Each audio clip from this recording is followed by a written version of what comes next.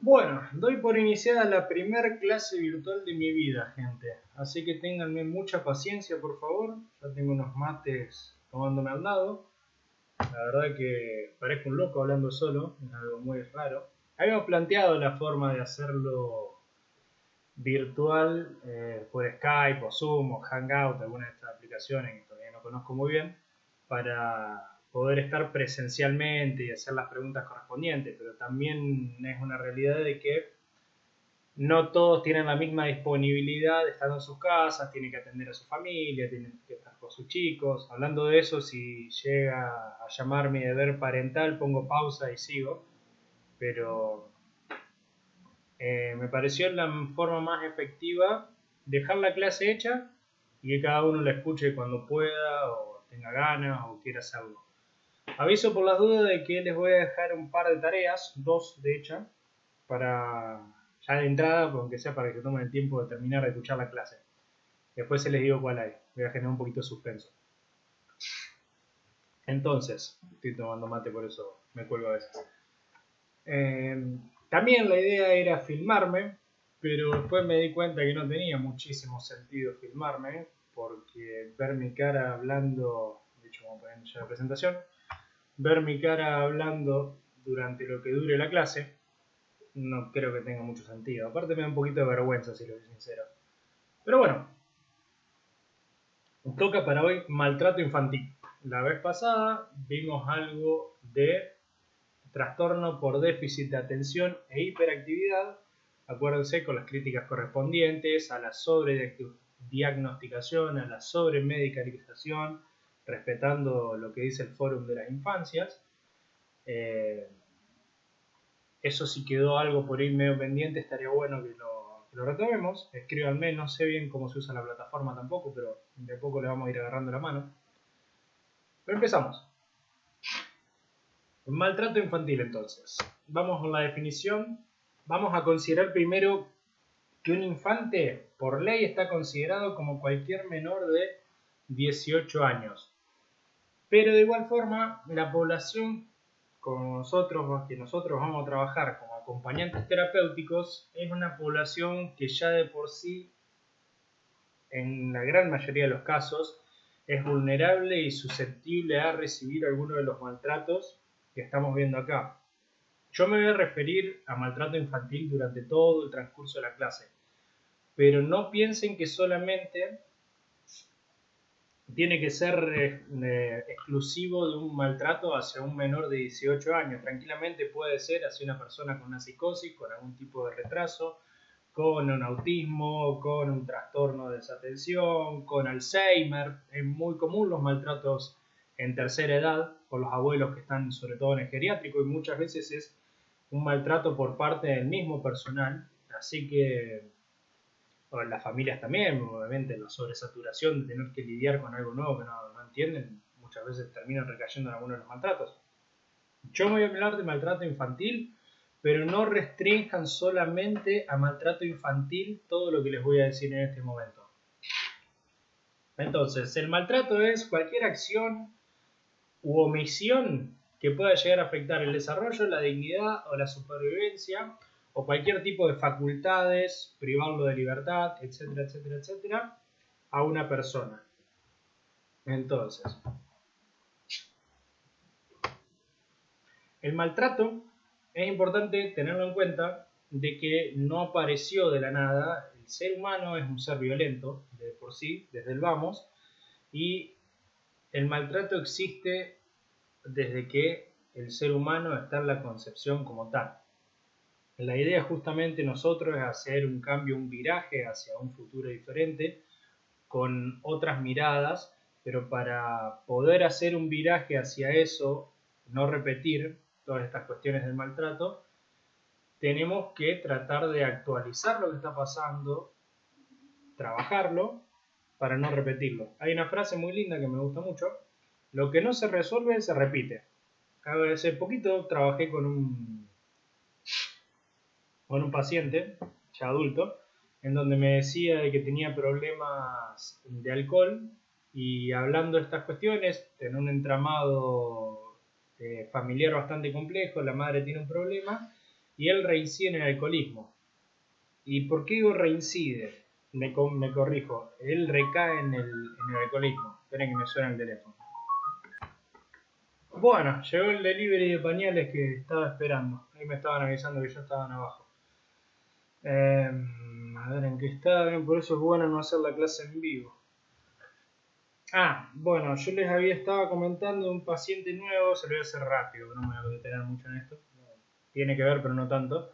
De que tenía problemas de alcoholismo y cuando nos pusimos a hablar, él está atravesando hace ya un tiempo una situación bastante complicada de su vida y siempre criticó el padre, más dice, él vino ya con la carta de presentación de que mi viejo es un alcohólico violento. Y a partir de esta situación estresante que estuvo teniendo en su vida, empezó a beber alcohol y empezó a tener todavía no violencia física, pero sí muchas cuestiones de maltrato hacia su pareja que él mismo dijo, bueno, acá tengo que hacer algo.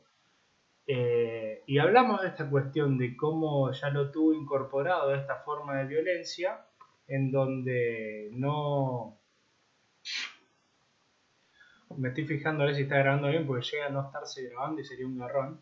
En donde no poder resolver o no hacer algo diferente o al no haberle inculcado, ahora vamos a trabajar con eso, otra forma distinta de poder proceder ante los conflictos de la vida, una cuestión paterna, que el padre tenía un distanciamiento emocional muy grande con él, reincide en lo conocido.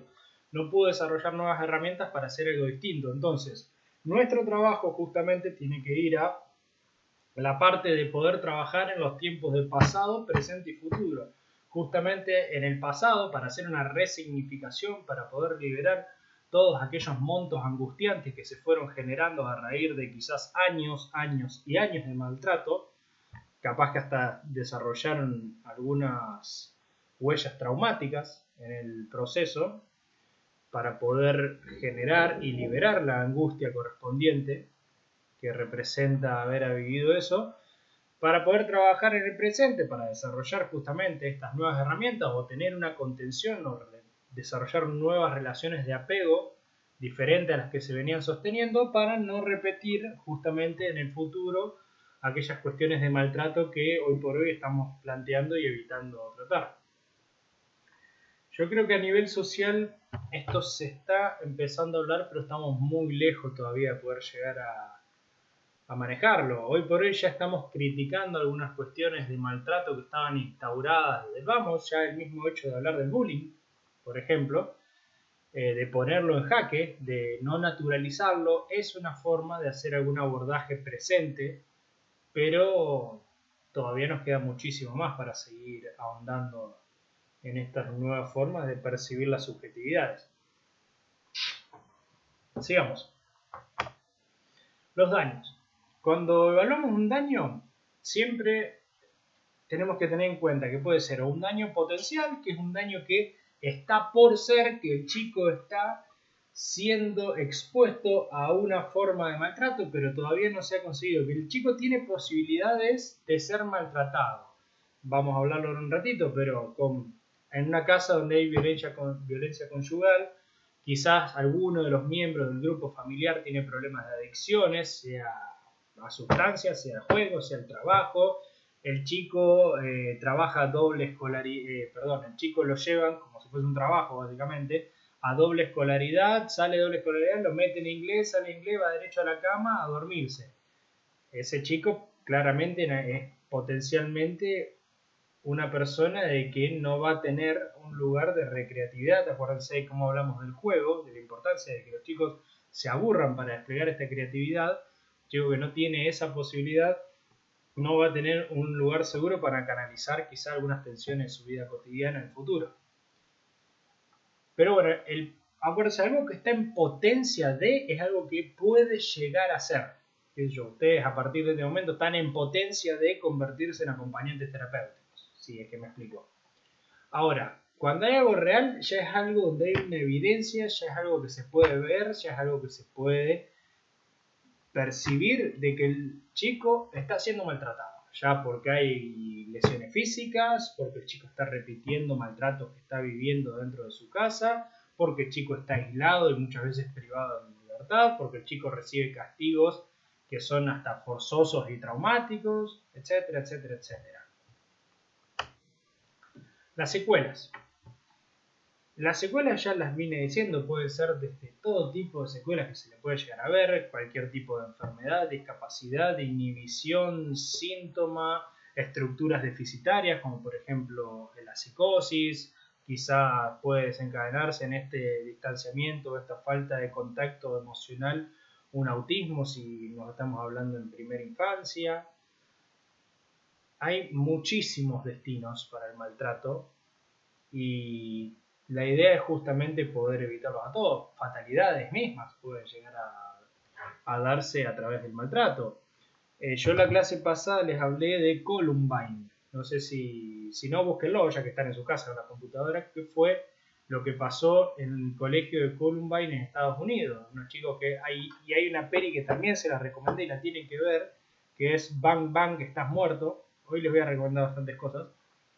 Muy buena, que trata estas cuestiones del bullying, de cómo terminan desencadenando y haciendo una huella psíquica al nivel del traumatismo en la subjetividad. Yo antes consideraba mucho, desde la postura freudiana, de que el trauma tenía que ver con un estímulo lo suficientemente, yo creo que ya les he mencionado esto, y si no, bueno, lo vamos a dar en la clase de crisis, así que no se hagan trampas, si por ahí no lo cazan entero. Cuando hay un estímulo lo suficientemente fuerte que irrumpe y rompe la barrera de estímulo de la persona, entonces la persona queda traumatizada. Es una persona de que está en un edificio, un departamento, y explota el edificio al lado, es un estímulo lo suficientemente fuerte como para generar una marca. Después la persona repite eso a nivel de traumatismo. Si una persona está caminando por la calle y de golpe vienen fuertemente y la asaltan, sin que la persona sepa o se esté esperando lo que está sucediendo, también es una huella traumática. No quiero andar en este tema, es interesantísimo, pero ya lo vamos a ver. De última, háganme acordar cuando hacemos la clase de persona y en persona, y ahí les voy a contar bien a lujo de detalle esto, porque la verdad que me gusta mucho hablarlo. Pero en un seminario con Marisa Rodulfo, que es la que hizo el peritaje a los que denunciaban al padre Grassi por abusos. Qué loco, qué paradójica, creo que Niños Felices se llamaba la fundación del tipo este Grassi. Los entrevistados lo que contaban era muy a grandes rasgos, les cuento, de que una de las formas de castigo era ir al lugar donde estaba el padre Grassi. O sea, el que se portaba mal tenía que ir a donde estaba el padre Grassi. Y ahí sucedían las desgracias que, bueno, después se evidenciaban en los relatos de las víctimas. Pero lo loco de esto es que personas que nunca habían sido abusadas directamente por el padre Grassi, sin embargo, presentaban síntomas o conductas muy similares a los que sí la habían presentado. Entonces, como que estaba en contradicción de por qué. Si no tuvo un acceso directo, no tuvo una situación traumática en donde lo abusaron directamente a este chico. Y después, reactualizando un poco las cuestiones teóricas, un maltrato sostenido en el tiempo, de una forma, háganse de cuenta cuando hay un maltrato, un estímulo suficientemente fuerte que irrumpe, es como un baldazo que se echa sobre un balde que lo desborda. Pero cuando hay un maltrato sostenido, pequeño, esporádico, es como una gotita que va cayendo hasta que en algún momento llena ese vaso y también lo termina desbordando. Entonces, un maltrato sostenido periódicamente en el tiempo puede ser un desencadenador para conductas similares a las experimentadas por un trauma. Los chicos estos estaban sentados en el aula y cada vez que llamaban a un compañero, dicen que por la cabeza pasaba, en cualquier momento me toca a mí. Y todos los días yendo a los cursos, a las clases, no sé bien qué se impartía ahí, pero pensando en cualquier momento me llamo. Fíjense la locura de esto. Vos estás sentado en un lugar sabiendo de que en cualquier momento podía llegar a ser llamado para ser la víctima. Esa es una actitud justamente que un suceso al que han sido sometidos estos chicos que han dejado una huella traumática. Pero bueno, secuelas, infinidades de secuelas pueden llegar a tener. Entonces, y grandes de los pacientes, gran mayoría de los pacientes con los que nosotros vamos a trabajar, quizás su sintomatología tenga que ver con algún tipo de secuela que se ha experimentado a raíz de un suceso que no se ha seguido abordar. Quizás no necesariamente tiene que haber sido un maltrato por parte de su grupo familiar, pero sí por su entorno.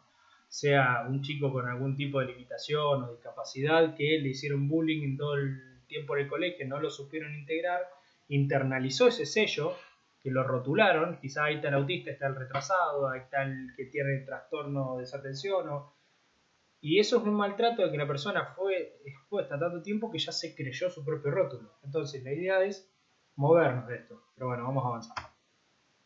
Factores de riesgo. Vamos a contemplar, yo me olvidé de decirles, pero los maltratos que vamos a contemplar en esta clase van a ser 4. Por un lado tenemos el maltrato físico para empezar, el maltrato emocional, la negligencia y el abuso sexual. Puntualmente lo vemos como abuso sexual infantil, pero es abuso sexual, punto. Pero bueno, dentro de estos encontramos factores de riesgo y factores de protección. Dentro de los factores de riesgo existen aquellos de que tienen más tendencia a que una persona sea más proclive a sufrir un maltrato. A ver si me explico.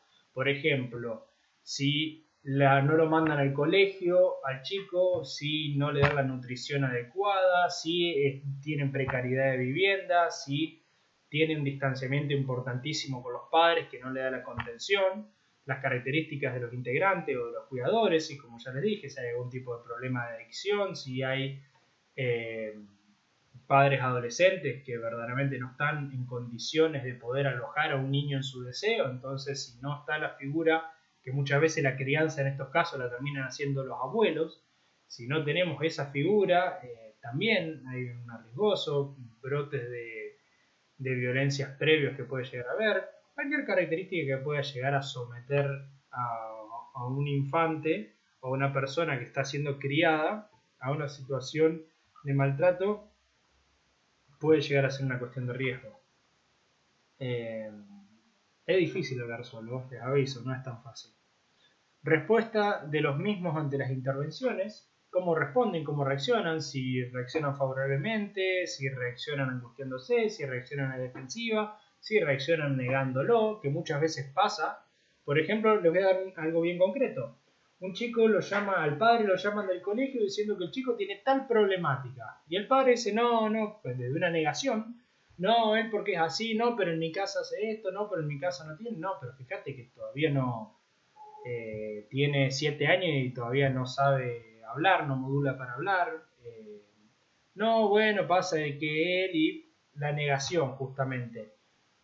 Ese es un factor totalmente de riesgo. Es más, quizás ese chico no esté siendo maltratado, pero hay una de las formas de maltrato que es la negligencia, que nos da evidencia de que a partir de la negación hay una negligencia a la problemática de ese chico, que quizás de ser abordada a tiempo no sea ningún impedimento para el desenvolvimiento saludable el día de mañana de esa persona. Sin embargo, le están negando las posibilidades a adquirir alguna terapia o un tratamiento para poder solventar esa problemática. Pero bueno, sigamos. Recursos cognitivos del niño. No es lo mismo un chico que sea maltratado a los 3 años, que sea maltratado a los 6, a los 9, a los 12, a los 15, a los 17. No es lo mismo que un chico no esté alfabetizado, que haya hecho la primaria, que haya terminado la secundaria o esté terminando la secundaria. Acuérdense, la inteligencia no es que se mide con un test, pero los recursos cognitivos dan cuenta de qué tan favorable para salir adelante o evitar ciertas cuestiones de maltrato puede llegar a ser. Por ejemplo, cuando un chico tiene unos recursos intelectuales o cognitivos adecuados, sabes evitar situaciones en las que puedes ver su integridad comprometida, no ir con extraños, no creer muchas veces en cuestiones que quizás los compañeros le comentan, o no ceder ante la influencia y la manipulación de otras personas. No sé si con eso me explico un poco. Bueno, situación de alto riesgo, lesión, abuso sexual, proximidad entre los incidentes, libre acceso del abusador, imposibilidad de protección. Eso es muy loco. Había ya hace un tiempo, no me acuerdo en dónde, pero una mujer que estaba denunciando de que el marido la amenazaba. El marido estaba preso justamente, lo metieron por denuncia de violencia de género. Lo meten preso. El tipo cumple su tiempo y sale. Y en ese momento en que sale, le empieza a pintar enfrente: te voy a matar, voy a esperar el momento. Le mandaba cartas amenazantes a la mujer, que tenía una hija, si no me equivoco. Esa mujer va, presenta todas las cartas, todas las denuncias. En la policía no le dan pelota, no le siguen el reclamo que ella hacía con estas cuestiones de la amenaza. Lo que terminó desencadenando fue que el tipo terminó asesinando a esa mujer. No sé si era hija, pero a la mujer la terminó matando. ¿Cómo puede ser esto? De que haya un libre acceso de una persona de que ya está abusada. Pasa un montón la libertad de muchas veces padres, padrastro, madrastra, hermanastro, hermanos, tíos, etcétera, que tienen cualquier tipo de libre acceso, sabiendo muchas veces que son abusadores o que son proclives o que tienen una tendencia justamente muy marcada hacia las cuestiones de abuso, y sin embargo siguen sin ningún tipo de problema dejándolos. Me adelanto un poco más a la clase, pero es muy común, se ha visto mucho en casos donde hasta inclusive la madre sabía, quizás la madre tenía un novio que mantenía a la familia. Hay una película que no la vi, pero creo que trata un poco de eso, se llama Princess, búsquenla, que creo que está muy buena. Después me cuentan a ver qué tal, yo capaz que la vea en estos días que estoy de encierro. En donde como el tipo era el que mantenía toda la familia, muchos miraban por un costado las situaciones de abuso que había. Cuidadores adolescentes sin apoyo, adicciones en cuidadores, violencia conyugal, precariedad de vivienda, ausencia de escolarización. Esas son las situaciones de alto riesgo. Los factores de protección, hacia la inversa, como un factor de riesgo, son factores que dan cierta tendencia a que la persona pueda llegar a seguir sosteniendo o pueda llegar a ser sometida en el maltrato. Estos son factores que los evitan. De los individuales, alta autoestima, evita muchas veces las cuestiones de bullying o evitarlas, la buena salud, las capacidades cognitivas adecuadas, lo que hablamos antes, la información sobre los derechos, sobre saber qué corresponde, qué no corresponde, los derechos del cuerpo, hasta dónde llegar, hasta dónde no llegar, la educación sexual infantil, sumamente importante, que se está brindando hoy por hoy desde las currículas, los factores de protección familiares, reglas y rutinas adecuadas y coherentes. Yo trabajaba con una chica de que el padre, ya voy a poner un poco más de ejemplo, pero el padre lo que hacía era, se quedaba hasta las 3 de la mañana mirando televisión, no había Netflix en ese momento, entonces se quedaba pelotudeando mirando la televisión y el otro día se quedaba dormido para llevar a la hija al colegio. Cuando la hija estaba yendo, la llevaban tarde al colegio, le hacían memorizar una versión de que o pincharon la rueda, o sucedió algo, o se le rompió, o siempre algún tipo de mentira que, por supuesto, enseguida se ponían a hablar con la chica y se daban cuenta de qué era lo que había pasado. Aparte ya era muy frecuente lo que pasaba. Entonces, la ley tiene que ser pareja para todas. Si estamos imponiendo de que todos nos vamos a acostar a las 10 se acuestan todos. Justamente una gran problemática de los padres, es jodido, por supuesto, más ahora yo estoy siendo padre, de imponer es que la ley tiene que aplicarse de manera pareja en la casa. No puede ser una persona exenta a la ley de lo que dice. Si yo digo no se hace esto, toda la familia no hace esto. No, nadie hace esto salvo yo. ¿Se entiende eso? Eso justamente genera confusión en las personas. Relaciones de contención, fundamental. Estabilidad laboral. Ahí el texto a veces remite un poco, no sé si lo leyeron, léanselo. Es distinto, esto yo lo estoy adaptando diferente a cómo está en el texto. Estoy agregando otras cosas más y algunas las estoy pasando por alto. Pero en la estabilidad laboral a veces el texto lo que hace es considerar mucho a la violencia o al maltrato, asociarlo mucho a las condiciones de pobreza. Nada más alejado de la realidad que eso.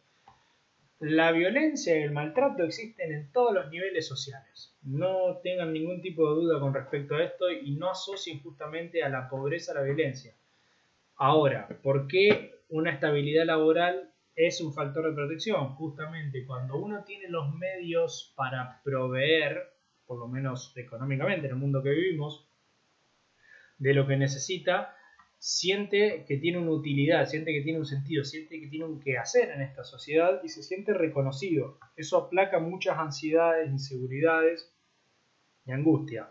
Cuando una persona no tiene una estabilidad laboral, no sabe cuál va a ser su devenir, tiene una gran incertidumbre de lo que va a pasar en el futuro, está mucho tiempo quizá deprimido sin salir de su casa, no tiene alguna otra ocupación, no siente utilidad, es un gran desencadenante para poder descargar todas esas frustraciones con los miembros cercanos de la familia. Vínculos con un buen apego, acuérdense los 3 niveles de apego: seguro, ansioso y evitativo. Lo charlamos medio por arriba, no me quiero detener, ya lo hablamos, pero acuérdense, un buen apego, un apego seguro, es ese apego donde se genera en los primeros años de vida, donde el infante reconoce de que puede explorar el mundo exterior, se lo estoy haciendo súper resumido, porque tiene confianza de que va a encontrar la contención que pueda llegar a necesitar en caso de que algo pueda llegar a pasar adverso. Un apego ansioso es esa persona que no puede moverse porque constantemente tiene miedo, porque no pudo generar relaciones o vínculos de confianza. Y un apego evitativo es básicamente esa persona de que piensa que está solo contra el mundo. Como nunca tuvo ningún tipo de contención en los momentos que estaba mal, tratan con todos los esfuerzos posibles de autorregularse y aguantan lo que venga sin poder expresar cuáles son sus malestares. Entonces, en el apego seguro, la persona explora el mundo, se anima, se aventura, puede salir al mundo exterior con confianza de que si algo puede llegar a pasar, tiene un lugar o un refugio donde contenerse. Primeros momentos vitales son los padres, pero después eso puede seguir siendo, por supuesto, pero eso puede ir variando, puede ser la pareja, pueden ser los amigos, pueden ser la institución, pueden ser los hijos, puede desplazarse. Lo importante es que la persona tiene la capacidad de poder desplegar esos vínculos de apego. En el apego ansioso tenés esos apegos en donde quizás la madre, no sé, la persona, el nene salía corriendo y no, pará, te vas a matar, y lo querían agarrar y lo quieren retener, vos no tenés que ir porque es un mundo peligroso y vos, y qué va a pasar, y si te llegás a perder, y entonces la persona lo que hace es queda abrazado siempre a la falda o a los pantalones del padre y no puede salir de eso, no puede hacer absolutamente nada si no tiene una supervisión estricta atrás que lo haga sentir seguro. O sea, necesita constantemente una presencia que lo haga sentir seguro. Ese sería un apego ansioso. Y un apego evitativo es que no depende de nadie, y solo contra el mundo, básicamente, como les dije antes, que tampoco está bueno porque es una gran facilidad y una gran muestra de inteligencia y sabiduría poder saber pedir ayuda en los momentos que lo necesitamos. No por nada somos seres gregarios, seres que vivimos en sociedad. Bueno, justamente tiene que ver con lo que viene. Capacidad de buscar ayuda externa ante la imposibilidad de resolución. Social o comunitario, factores de protección. Familiares o amigos cercanos. Participación del niño en actividades extracurriculares. Sumamente importante. Como les dije, está mal que el chico vaya todo el día al colegio y después del colegio vaya a fútbol, a inglés, a rugby, a básquet, a música, a pintura, saturado de actividades. Lo que sea. Pero tampoco está bueno que solamente sea la escuela, la casa, la escuela. Bien, está bueno que pueda tener vínculos que excedan las cuestiones académicas obligatorias. Campañas de concientización, como hablamos en la parte de bullying, y educación, ejemplo, la educación sexual que se está brindando ya del nivel inicial. Empezamos la primera forma de maltrato. Ustedes, cuando se vayan cansando, vayan pausando esto, no hace falta que lo vean de un solo tirón, por ahí es mucha información y tampoco está bueno que se saturen. Pero en lección en el maltrato vamos a ver dos formas. Por un lado, la parte accidental, son partes que, por supuesto, podrían haberse evitado, pero son descuidos que pueden llegar a pasar, son esporádicos, no son frecuentes. Pero por otro lado, sí tenemos que detenernos mucho en las cuestiones intencionales, sea por una acción directa o por una omisión, cualquiera de las dos. El chico ve que está jugando con un tenedor en el enchufe y lo dejas jugando, por supuesto que ya hay una omisión o una negligencia de lo que está pasando. O si le retas un golpe directamente. Cualquiera de esas dos. Y sobre todo la frecuencia en el tiempo, que es un factor a evaluar muy importante. ¿Cómo venimos con el tiempo? De lujo. Límites contra castigos. A mí generalmente me gusta un poco recibir opiniones, a ver qué opinan ustedes de cuando existe un golpe físico dentro de lo que es la crianza. Y son bastante interesantes las respuestas. Tenés desde un sí, yo le doy un correctivo cuando no se lo merece, hasta un no, no, el maltrato físico no va, hasta, bueno, un chilo puesto a tiempo puede ser muy bueno. Así que solamente les voy a dar mi postura. Yo no comparto la postura de que, por supuesto, no hay que no al golpe bajo ningún aspecto, pero sí quizás un chirlo en la cola como una forma de marcar una distancia o una pauta o un poner alguna forma de marco en lo que estaba pasando es importantísimo. Lo considero como una parte de un límite. Bajo ningún aspecto tiene que ser un golpe que pueda llegar a producir algún tipo de daño. Solamente una forma de marcar algo correcto o algo incorrecto. Pero sí hay muchas, la mayoría de las veces, el golpe está dado como para demostrar una superioridad, como para poder someter a la otra persona, como para decir, mira, yo mando a cabo, me tenés que hacer caso, por eso te golpeo, esto no se hace.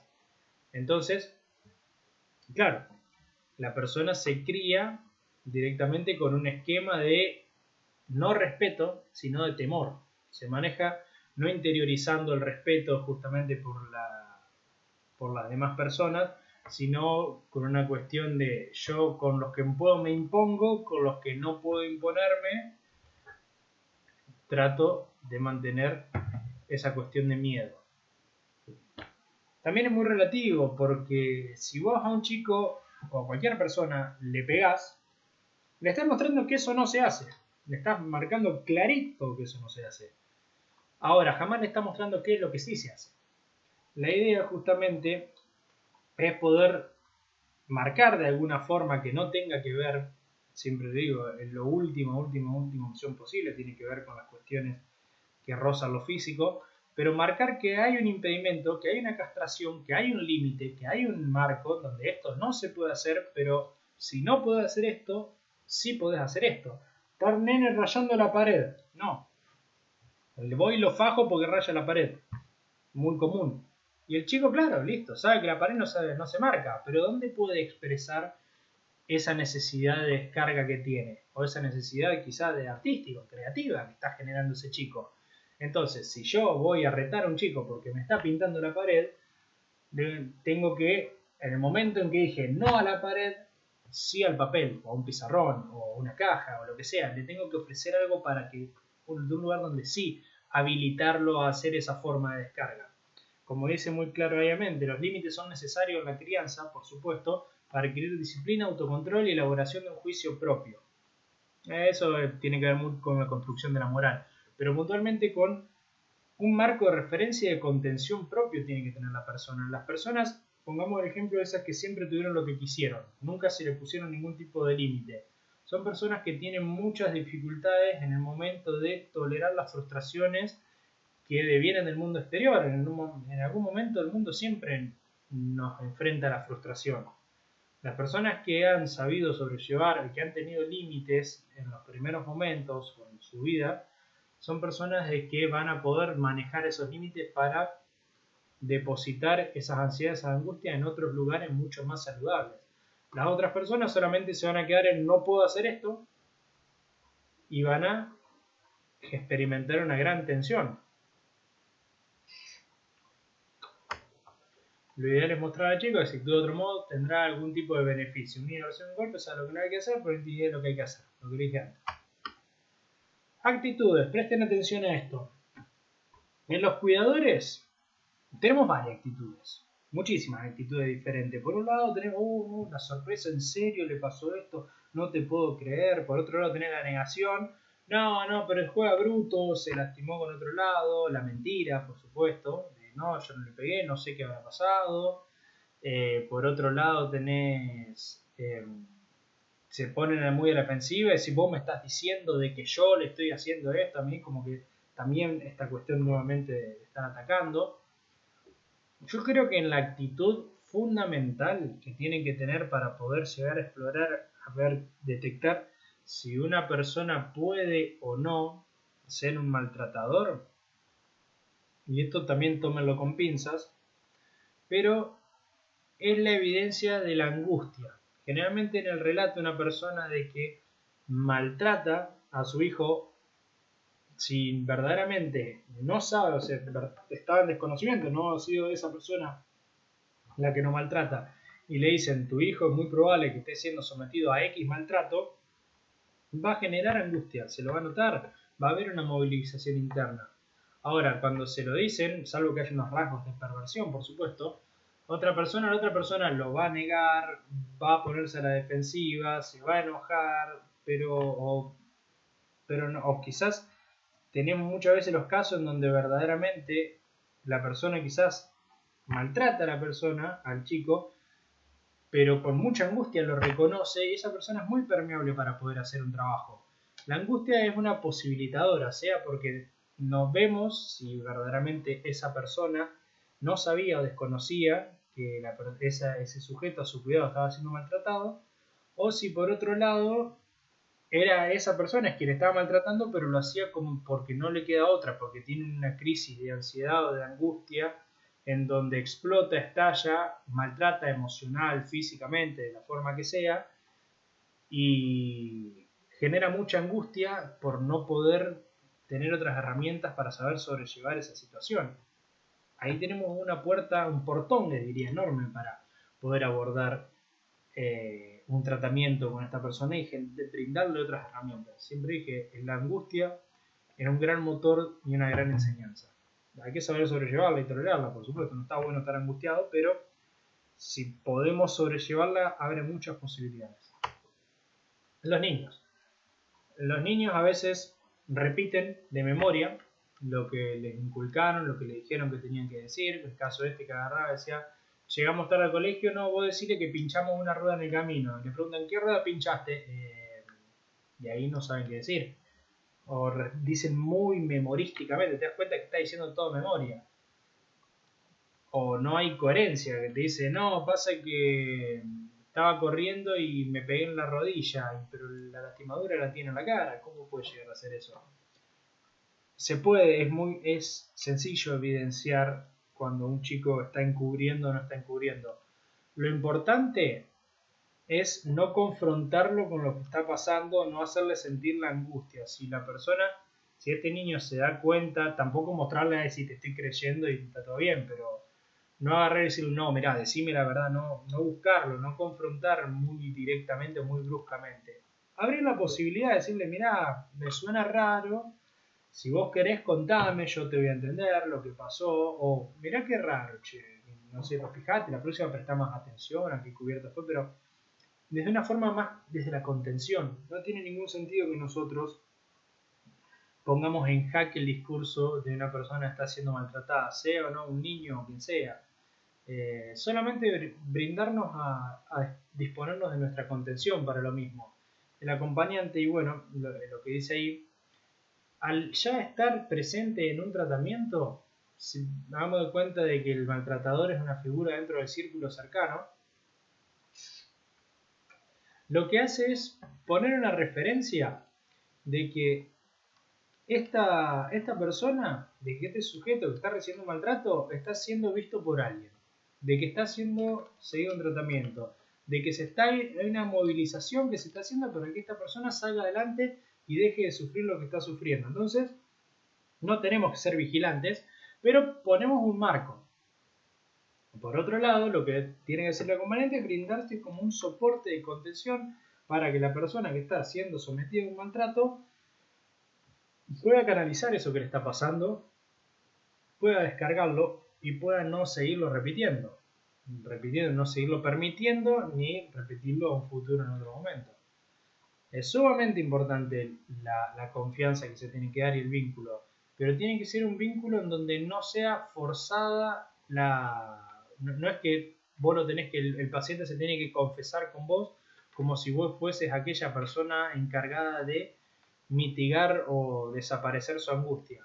Si sos esa persona encargada de contener su angustia. ¿Bien?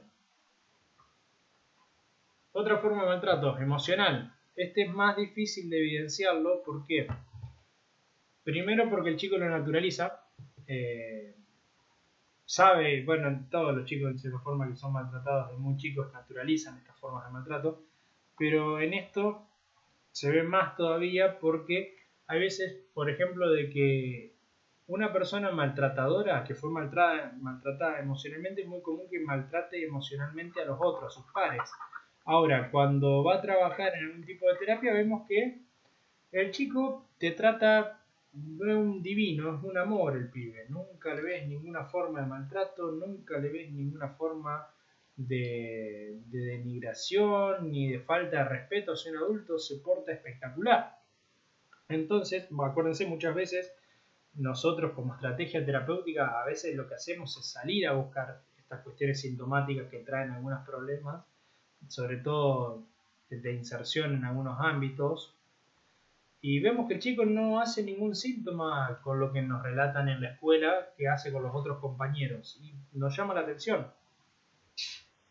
Y ahí vemos que muchas veces lo que el chico quizás no está haciendo, o sí, maltratado el chico, pero ve que en la casa los padres se recontrainsultan todo el día o que lo insultan al niño, pero claro, el niño cuando insulta a alguno de los padres, trácate, le meten el bofetazo y sí, a los adultos no se le dice nada, no se los insulta. Claro, el chico comprende esa diferencia de asimetría, entonces con los adultos no descarga las tensiones de una forma violenta emocionalmente, pero sí lo hace justamente con sus pares. ¿Y quiénes serían sus pares? Sus otros compañeros de la escuela. Entonces, para nosotros poder evidenciar esta forma de maltrato es muy raro, puede llegar a aparecer, es más común que aparezca generalmente cuando hay alguna estructura deficitaria, algún trastorno límite de la personalidad, donde no hay un borde de contención que pueda llegar a alojar, entonces no hay diferenciación de asimétrica, ahí para el chico son todos iguales, o sea, descarga donde descargue, cuando se desborda no importa dónde está, descarga, pero cuando vemos a algún chico que conoce estas relaciones de asimetría y tiene bien inscritas las cuestiones de la ley, no vamos a evidenciar un maltrato hacia un adulto, pero sí vamos a evidenciar a pares, a sus compañeros. Eso es un gran indicador para saber si el chico está o no recibiendo una forma de maltrato. En el juego también, acuérdense el texto que les di de este chico que jugaba que había una guerra de dos bandos afuera de una casa, o por una casa, no me acuerdo bien cómo era. Ese chico está siendo claramente maltratado, por más que nunca jamás le han dicho nada quizá, o que no lo han maltratado, está siendo víctima de un maltrato. Y bueno, y en el juego se puede evidenciar perfectamente esto.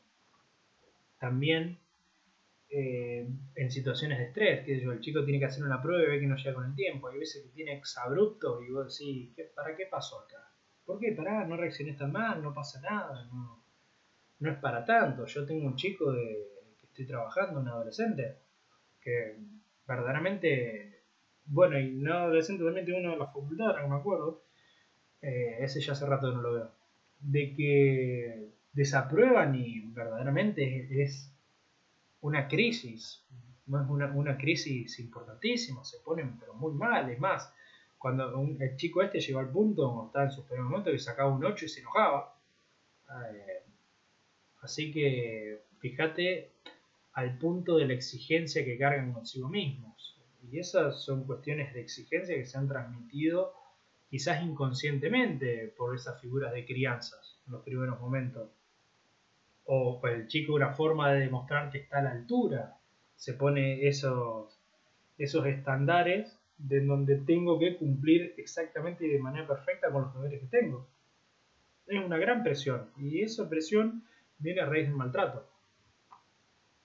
Entonces, tenemos que ver cómo se vincula con los otros pares, sobre todo, cómo fantasea, si juega siempre a la guerra, si ves que los muñecos se golpean y golpean y golpean y es compulsivamente el golpe o el insulto, muchas veces, a veces juegan, no me acuerdo quién me lo contó, pero la nena jugaba, creo que un alumno jugaba a la maestra, entonces ponía a todas las muñecas y daba clase. Pero lo loco era, que es bastante común, un juego muy lindo, que lo hagan, pero lo loco de esto era que cuando daba clase, la nena se convertía, empezaba a gritar y sin insultar, por supuesto, decir, dejen de hablar, no es que me tienen podrida, y como que muy efusivamente, muy sacada la nenita esta estaba. Y claramente es un reflejo de lo que ella percibe que hace la docente, justamente. No digo que la docente tiene que ser maltratadora, ¿no? Pero es un indicio de cómo ella percibe justamente esta figura docente o esta figura de autoridad.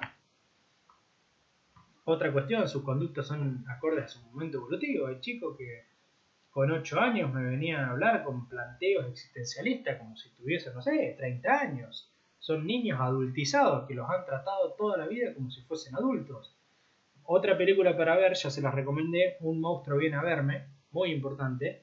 Entonces, verla.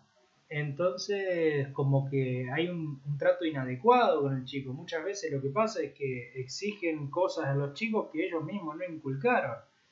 Había una madre, chico 6 años, que agarraba y lo recontra... No sé si no lo fajó, ojo, pero lo recontracagó a pedo al nene de 6 años porque el pibe no escribía bien la cursiva.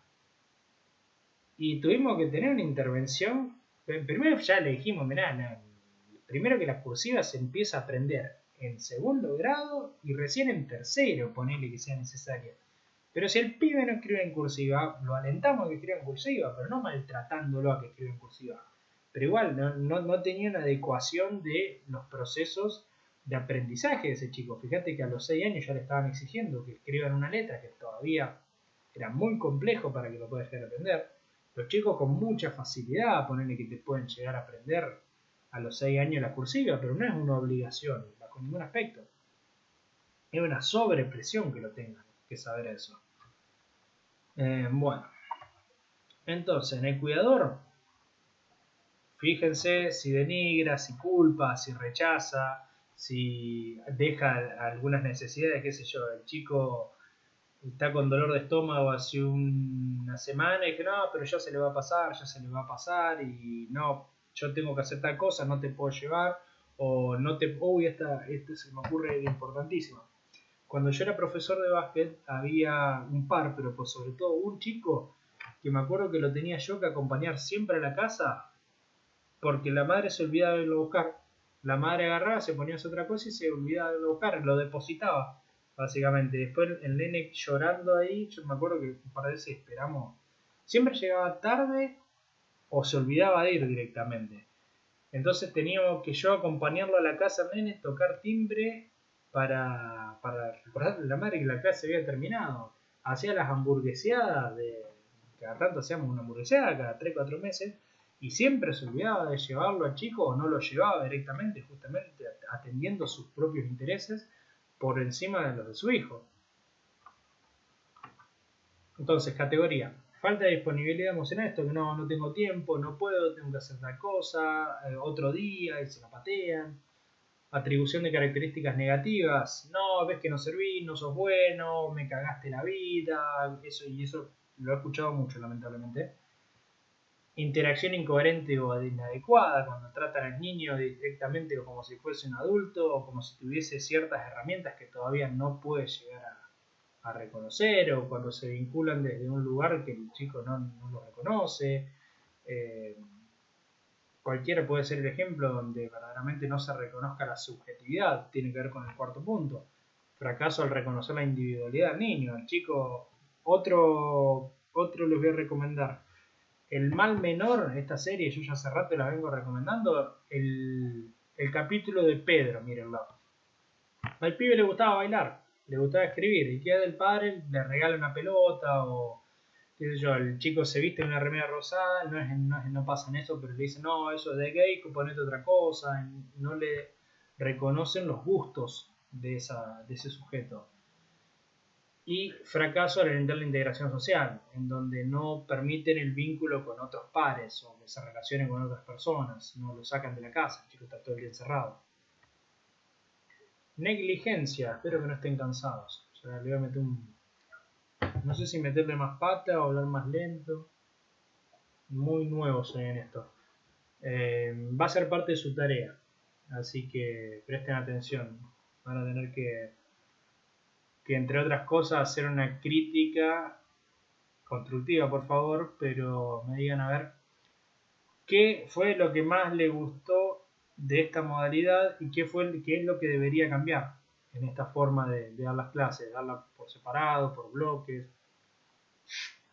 Me van a tener que ayudar mucho, yo ya les dije en el primer momento, yo aprendo mucho haciendo esto y creo que esta es una gran posibilidad de aprendizaje, así que vamos a ver qué pasa.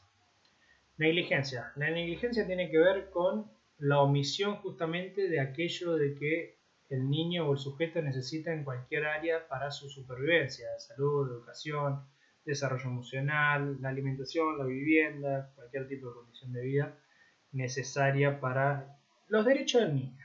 Vamos a hacerlo un poco más muy conciso. Cualquier omisión de alguno de los derechos del niño puede considerarse como un maltrato ligado a la negligencia. ¿Bien? También es un maltrato muy difícil porque hay una naturalización de esto.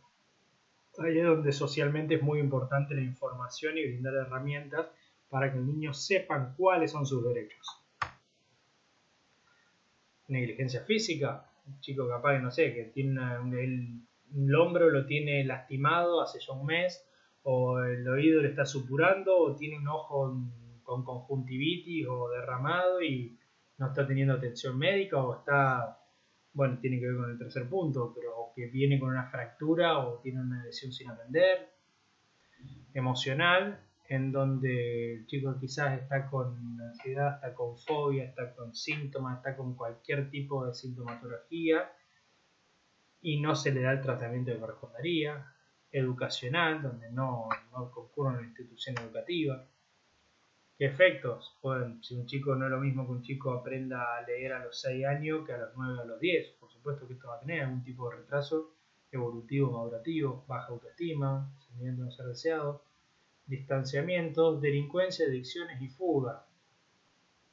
Tómenlo medio con pinzas a esto porque estos sucesos pueden verse no necesariamente desde la negligencia, sino desde cualquier forma de maltrato. Y hay veces donde no hay, por ejemplo, la adicción, no necesariamente tiene que ser a raíz de un maltrato, a veces la adicción tiene que ver con una sobreprotección. El distanciamiento quizás también tiene que ver con una sobreprotección. ¿Se entiende? La baja autoestima, un apego ansioso, en donde quizás no con malas intenciones, pero siempre se le estuvo el chico arriba, y nunca lo dejaron hacer, nunca lo dejaron equivocarse por su cuenta, nunca lo dejaron caerse, siempre lo tuvieron en una burbuja de cristal. Cuando tuvo que salir al mundo, por supuesto se va a sentir menos, hay una cuestión de baja autoestima. No necesariamente está lineal, ténganlo en cuenta esto. Abuso sexual infantil, ya con este el último, para no atorarlos tanto. El abuso sexual infantil es, vamos a empezar por lo último. Abuso sexual infantil no necesariamente violación, no necesariamente un incesto, o no necesariamente tiene que haber algún tipo de penetración para que haya un abuso sexual. ¿Bien? Por supuesto que si hay alguna de esas tres sí es un abuso, pero no necesariamente son necesarios que existan para ser considerado abuso. Vuelta a ver, El mal menor, primer capítulo, Julieta creo que es. Muy interesante, mírenlo. Entonces, como un abuso sexual es involucrar a una persona en una relación de asimetría, o sea, una persona no necesariamente tiene que ser un adulto, quizás algún otro niño de otra edad en otra relación de responsabilidad y de poder someta a esa otra persona o ese otro niño a una actividad sexual que todavía no comprende o no está preparado para comprender porque está inmaduro y no está preparado para dar un consentimiento ante eso. Ejemplo, quizás el hermano mayor está mirando porno todo el día sin tener ningún tipo de resguardo acerca de si está viendo o no es el hermano directamente, si está observando lo que está sucediendo o no. Esto pasó una vez en un caso con un padre, de que el nene veía el porno que veía el padre, que hacía el nenito, le agarra el nenito, no era tan nenito, tenía 9 años. Pero los padres le daban el celular y claro, y entre el grupo de hombres, como que somos, no quiero ser muy grosero, pero somos bastante, ¿cómo decirlo? Para que no suene tan chocante. Somos bastante pajeros, vamos a hacerlo en ese contexto, porque trato de darle más fluidez a esta clase. El padre tenía llena de pornografía justamente la memoria del celular.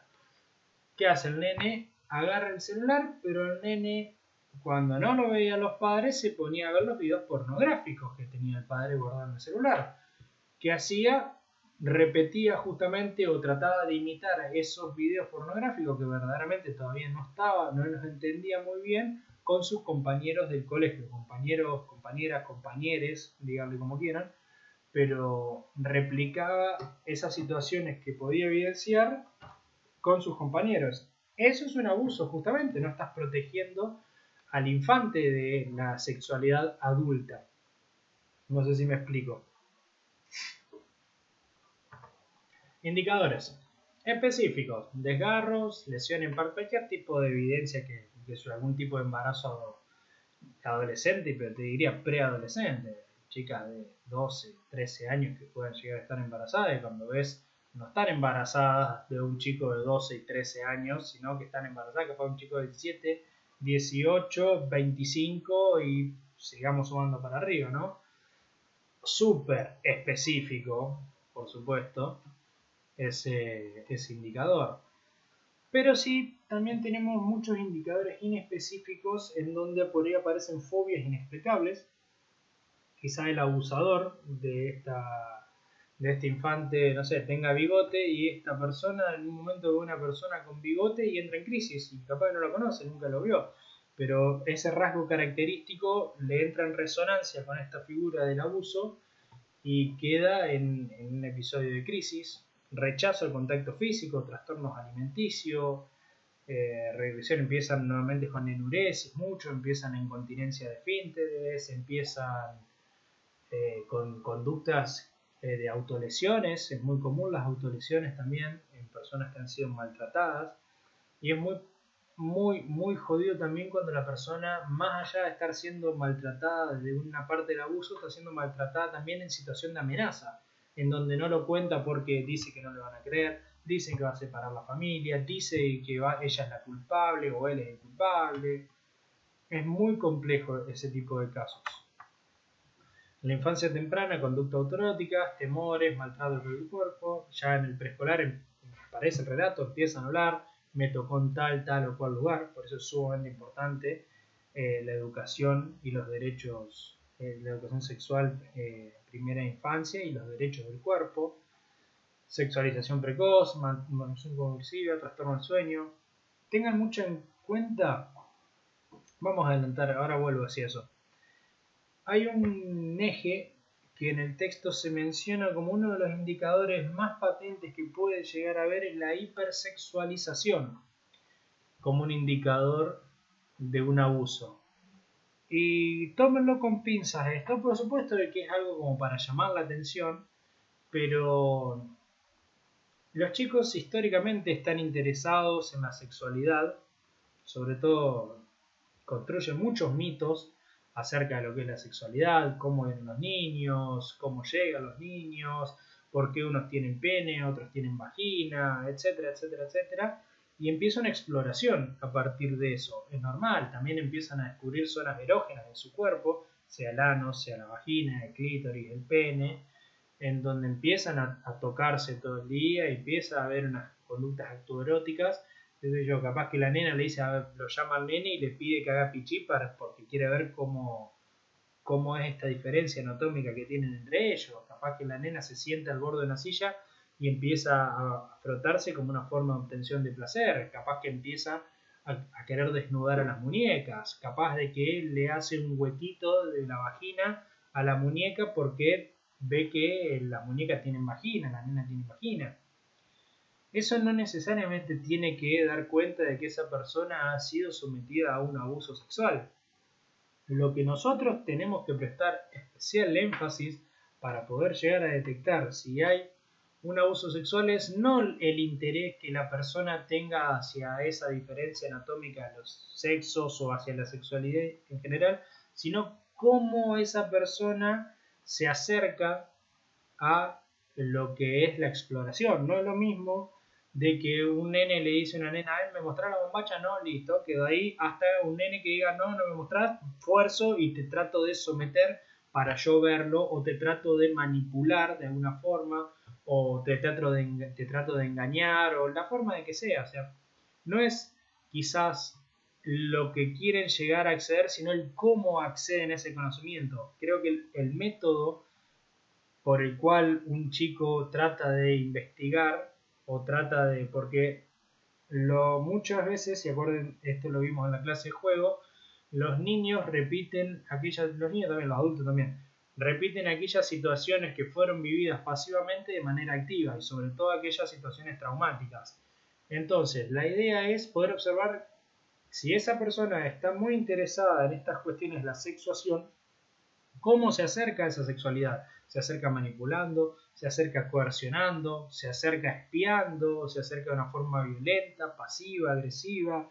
Eso dan muchos indicadores porque muy probablemente es la misma forma por la que ellos accedieron a la sexualidad adulta. Siempre el adulto, o sea, somos seres sexuados.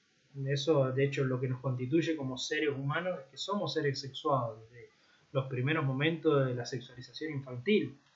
Y la sexualización siempre viene de un otro, o sea, la sexualidad nos es brindada desde que la madre nos acaricia y nos tiene y nos da la teta y nos arrupa y nos canta y nos besa, etcétera, etcétera, etcétera. Es una forma de transmisión de sexualidad, porque es sentido como placentero. Acuérdense la definición de sexualidad que da Freud: todo aquello que pase por el cuerpo y sea placentero es sexualidad.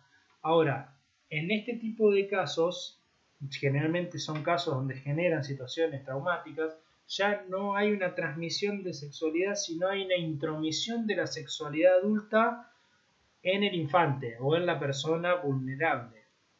¿Se entiende?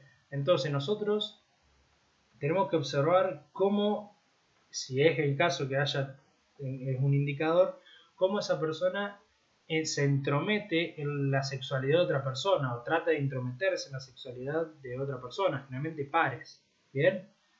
Tampoco no descartemos el influjo de la televisión. ¿Qué sé yo? Yo estoy viendo una novela en donde el nene está al lado mío y veo que tienen sexo explícito o que se besan de una forma muy adulta, por así decirlo. Por supuesto de que después va a querer jugarlo con sus otros compañeros, pero mientras sea un juego en donde haya un consenso, en donde haya cierta inocencia muy ligado a las cuestiones de infancia, donde hay una incomprensión de la sexualidad adulta, no es tan importante como si esta persona quiere intrometerse y quiere forzar a la otra persona a los juegos de la sexualidad adulta.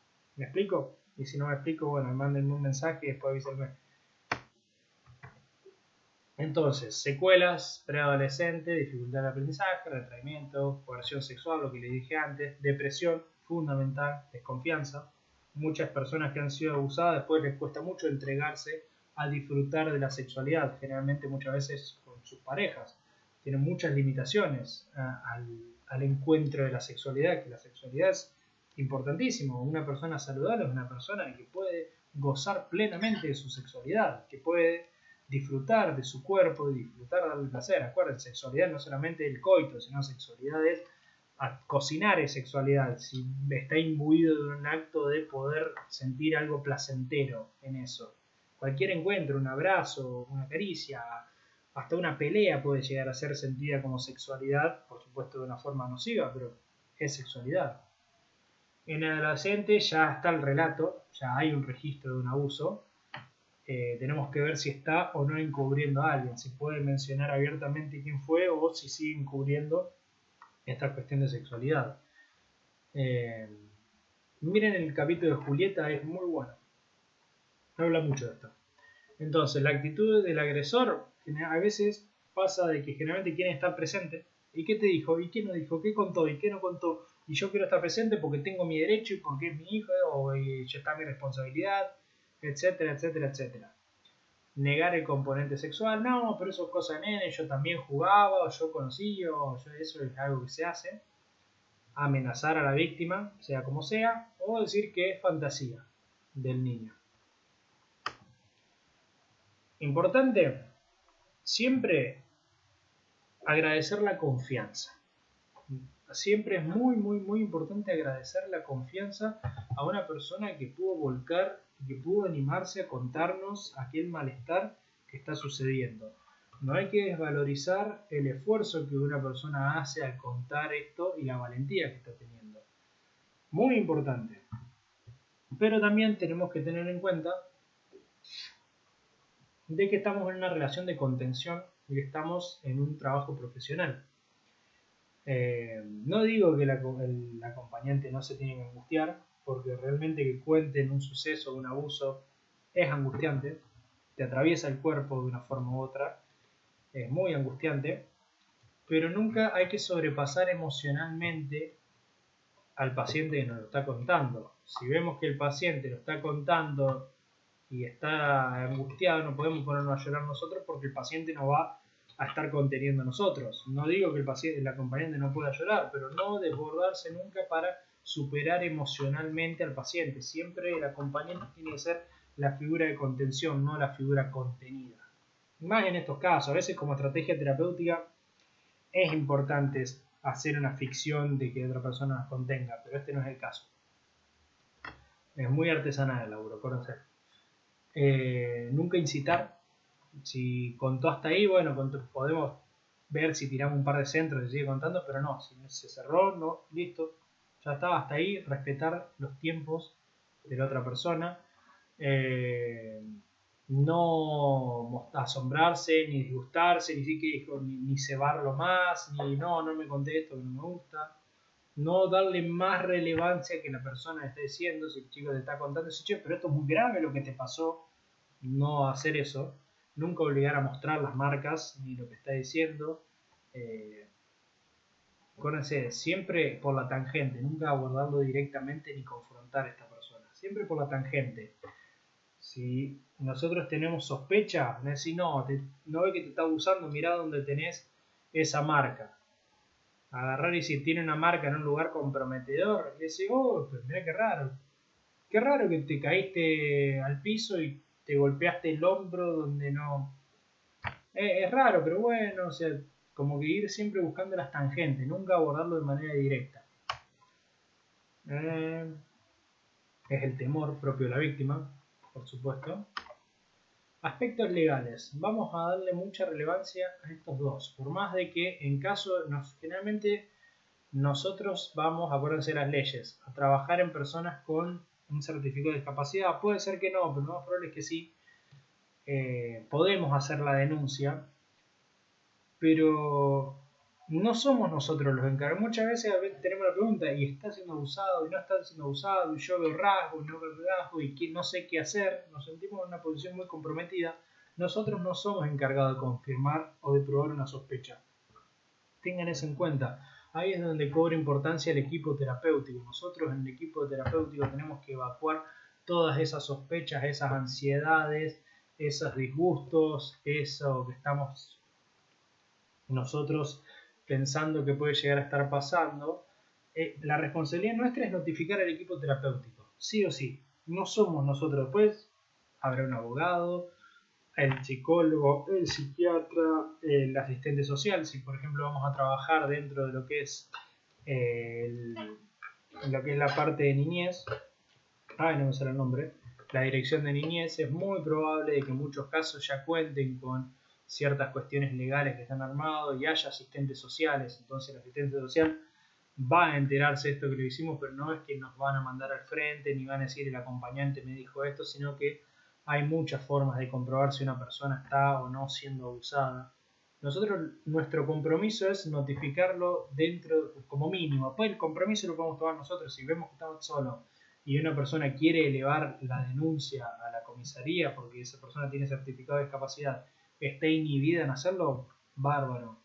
Van cada uno. Como mínimo nosotros lo que tenemos que hacer es notificar al equipo terapéutico. Lo más importante. Nosotros, en cualquier forma de maltrato, los antes mencionados, están contemplados dentro de lo que es la ley. Con el maltrato emocional es más difícil, pero los otros están totalmente contemplados. Ya se me empieza a lenguar la traba en este momento. Entonces, Cuando nosotros compartimos información, ya la decisión no es individual, sino la presión la empezamos a compartir, y justamente el equipo no solamente sirve para crecer profesionalmente, sino para contenernos a nosotros mismos. ¿Bien? Fin de la presentación. Bueno, les voy a dejar igual aparte lo que tienen que hacer. No se preocupen, que no, por si las personas no vieron hasta el final todo esto, me gustaría que sí lo vean, sinceramente. Pero les voy a dar la tarea. Primero, por un lado, les voy a mandar un caso práctico como los que siempre les suelo dar, nada muy complejo. Pero por otro lado, les voy a encargar que en 1 o 2 páginas en la computadora, después me lo mandan, me pongan qué les llamó la atención de la clase, qué fue lo que más les gustó, me desarrollen alguna idea que se trabajó en la clase, que les haya llamado la atención, pero también muy importante que me pongan qué fue lo que más les gustó, lo que me verdaderamente parecerían y quieren que sostenga esta clase, esta modalidad de forma de la clase, que espero no sea muy larga en el tiempo porque no me es muy cómodo hacerlo, me tengo que acostumbrar, nada más que eso. Y por otro lado me digan, no, pará, fíjate, cambia tal o cual cosa, fíjate, orientate de otro punto, como para poder llevarlo de una manera diferente. Bueno, espero que les haya sido ameno. No les digo de que es la mejor experiencia de mi vida, pero aunque sea me gusta poder conectarme, aunque sea de esta manera, con ustedes. Un beso y saludo gigante para todos y hagan la tarea. Chau, chau.